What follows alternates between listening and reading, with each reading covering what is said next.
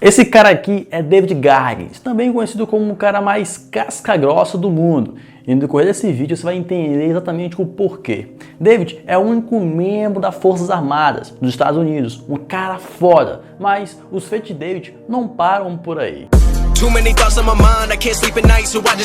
E aí galera, beleza? Bacana, né? Meu nome é Anderson André e nesse vídeo aqui eu vou falar sobre a vida de David Goggins. Na verdade, as 6 lições mais importantes que esse cara fala, cara. Eu te peço que deixe teu like e por favor, cara, se inscreva nesse canal porque tem vídeo de vez em quando e quando tem vídeo, cara, é vídeo de qualidade, de conteúdo na verdade, né, que vai agregar alguma coisa na sua vida. Então se inscreve e deixa o like aí porque ajuda bastante a gente, né?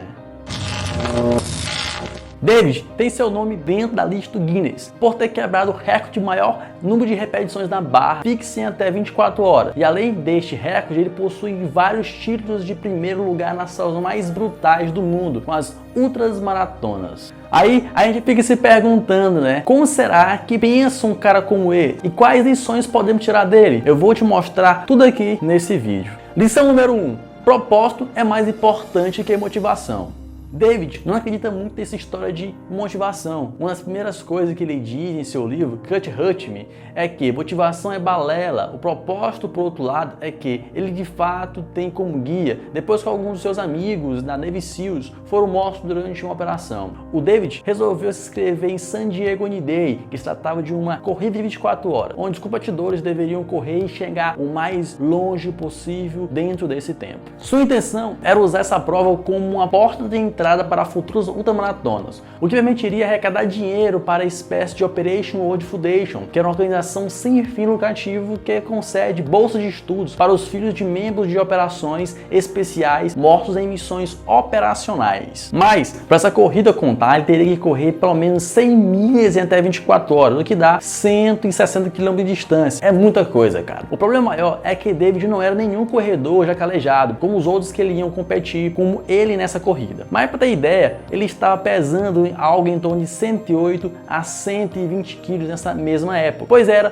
forte e tinha um corpo nos padrões do tipo praticante powerlift. Sua força bruta e tamanho serviu bem como Navy SEAL, mas como maratonista era algo surreal pensar em competir com aquele porte físico. Ele não havia corrido nenhuma milha no ano anterior, mas apesar disso, de alguma forma sobre-humana, ele conseguiu correr 70 milhas nas primeiras 12 horas. Só que o processo foi penoso demais nesse ponto. Todos os ossos metatarsais do seu pé já estavam quebrados. Havia fratura em diversas regiões das pernas e os músculos da sua canela estavam praticamente se rasgando. Ele estava até se mijando pelas pernas por não conseguir chegar em um banheiro que estava somente a 6 metros dele. A sensação que ele tinha era que ia morrer, mas ele não desistiu. A partir daí ele completou o restante da corrida sem parar. Mas você deve estar se perguntando, como? Como um cara que estava naquela situação conseguiu completar mais de 30 milhas de corrida? Nas palavras dele, todo mundo pergunta, no que você estava pensando durante a corrida? Nos militares que morreram? Aí David pegou e falou, eu não vou mentir, eu não estava. Aquilo se tornou algo pessoal, aquilo se tornou eu contra eu mesmo, eu contra todos que chamavam de crioulo. Quando eu era criança, aquilo se tornou algo que eu levei de forma violentamente pessoal.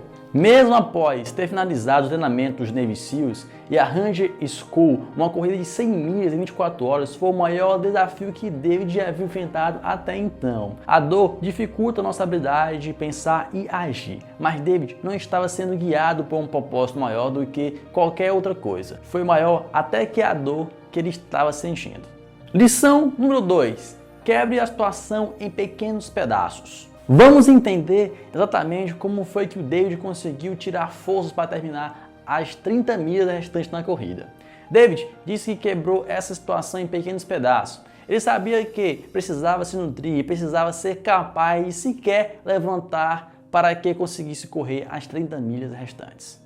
Após a nutrição, ele enfaixou os tornozelos com a fita para aliviar a dor e a agonia. E com isso, conseguiu correr até o final sem parar. Essa técnica foi adquirida através de um processo pelo qual todos os Navy SEALs devem passar a chamada Hell Week, ou Semana do Inferno, que é a fase mais difícil do treinamento. Os participantes passam por cerca de 125 horas de treino contínuo e normalmente dormem só 2 horas por noite. Fora isso, eles estão praticamente o tempo todo molhados, com frio e com dor, ou seja, literalmente um inferno na terra.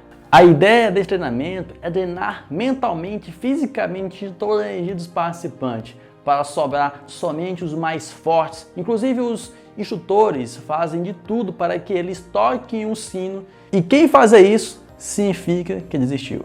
Pouquíssimas pessoas conseguem chegar até o final. O David passou por 3 Hell Week em apenas um ano, mas as 2 primeiras ele não conseguiu completar, uma por ter desenvolvido uma forte pneumonia e a outra por ter tido graves lesões. Foi somente na 3ª tentativa que deu certo. Para ele basta quebrar a situação em pequenos pedaços e qualquer obstáculo poderá ser superado, inclusive uma corrida de 100 milhas que, apesar de ser extremamente longa e completada em um passo de cada vez. Lição número 3. Ultrapassa a barreira dos 40%. Sem que o David soubesse, havia um cara que estava participando da corrida de 100 milhas também. Seu nome é Jesse Itzler, só que tem uma diferença. Ele estava participando junto com a equipe de 6 pessoas, na qual corria de forma intercalada. Após ver a forma brutal como David completou aquela prova, o Jesse o convidou para ir morar junto com ele por um mês. Afinal, ele queria muito entender mais sobre o cara que havia terminado uma corrida daquela dimensão, mesmo estando tão fora de forma. O David concordou, é lógico, mas com uma condição: Jesse teria que fazer tudo o que ele dissesse, não importava o que fosse. No primeiro dia, o Jesse já teve que fazer 100 repetições na barra fixa e não foi nada fácil. Na primeira série ele conseguiu fazer apenas 8 repetições, depois 6, depois menos ainda. Nesse momento, seus braços teoricamente já estavam todos estourados e não aguentavam mais. Mas o David não cedeu e ficou ali incentivando até Jesse completar as 100 repetições, não se importando com quanto tempo isso levasse. Como Jesse mesmo lembra em seu livro, vivendo como Navy SEAL, 31 dias treinando com o homem mais casca grossa do mundo. O David me provou naquele momento que somos capazes de fazer muito mais do que aquilo que pensamos. E quando sua mente disser que já deu, você já chegou ao seu limite, na realidade você atingiu 40% do seu verdadeiro potencial. Isso quer dizer que se você está aqui treinando, cansou, você acaba de atingir só apenas 40% do resultado. Então tem mais coisa para você treinar ainda, tem muito mais coisa para você fazer após quando você cansa. Então dá mais um tempinho, quebra aquela situação em várias etapas e você consegue chegar a um resultado bem maior, né? Lição número 4. Faça visualização mental. David tem plena convicção que pode finalizar qualquer tarefa que colocar em suas mãos, mas ele sabe que para isso é necessário se visualizar tendo êxito antes daquilo acontecer. A pergunta que ele faz para si mesmo a fim de executar sua imaginação e visualização mental é: e se?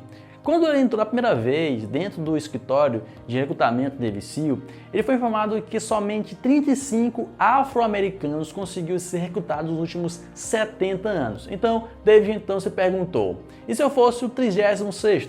Essa pergunta fez sua imaginação trabalhar e visualizar como seria a reação das pessoas, como ele se sentiria e tudo o que poderia acontecer na sua vida caso isso acontecesse. E até hoje, quando ele se encontra em momentos de dores e sofrimento intenso, ele se pergunta: e se eu conseguisse fazer isso? E se a resposta para essa pergunta, que faz dele ser um super-humano praticamente imparável? Lição número 5. Use seu pote de biscoitos. David tem uma arma secreta que sempre usa naqueles momentos de desespero, onde ele sente que vai jogar a toalha e desistir. O que ele chama de pote de biscoitos, mas esse pote não contém nenhum biscoito. Não há biscoitos nenhum. Tipo, lá, na realidade, o que contém são todos os seus momentos de superação. Ali dentro tem um lembrete que ele é um Navy SEAL, que ele já passou por 3 Hell Week no mesmo ano.